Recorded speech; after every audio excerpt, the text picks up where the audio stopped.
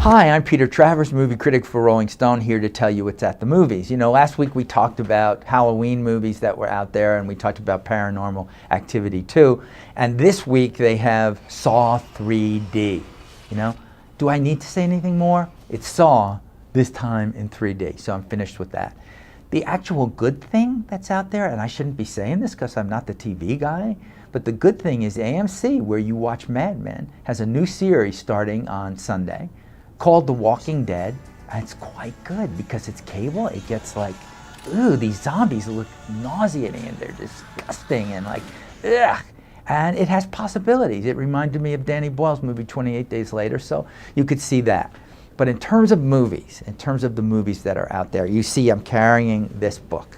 This is The Girl Who Kicked the Hornet's Nest. That's the end of the Stieg Larsson trilogy of bestsellers that started with The Girl with the Dragon Tattoo, continued with The Girl Played with Fire. Now, all we hear about is that David Fincher is making this movie now, and he is the guy who did Social Network and Seven and Fight Club and all these great movies, and he's in Sweden shooting the movie. But you know what, people?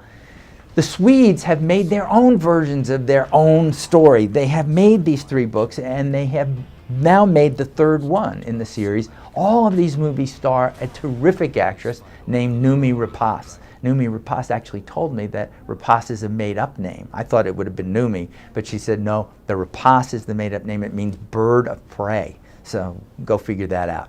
But her character, Lisbeth Salander, is in fact one of the great characters in modern fiction. She is a hacker, computer hacker, who's going to revenge herself on men who have just done her dirt her whole life. So now she's bisexual, she's pierced, she wears leather, she has hair that goes up. But in this movie, in The Girl Who Kicked the Hornet's Nest, she's in a hospital bed. She's stuck. And yet Noomi Rapace still plays her because we know what's going on. If you're smart, you will go rent The Girl with the Dragon Tattoo and The Girl Played with Fire, so you could see what's happening in this movie. Is this movie a little talky? It is, it's a little talky, but it's still dynamite because of this wonderful actress who deserves, I think, an Oscar nomination as Best Actress for what she does in it. But you know what? I have 3 questions. If I could sit down and talk to Lisbeth in this movie, I would have to say 3 things to her. Den här tiden, du var en envis och ovanligt svårbehandlad 12-åring. Du bet mig i fingret en gång. Kommer du ihåg det? Jag ska verkligen försöka hjälpa dig på alla sätt jag kan. Min förhoppning är att vi ska kunna arbeta tillsammans, du och jag. Jag tyckte vi lärde känna varandra ganska bra, du och jag, under den där tiden. Du var en envis. I think these are valid questions, but you know, maybe she's never going to answer.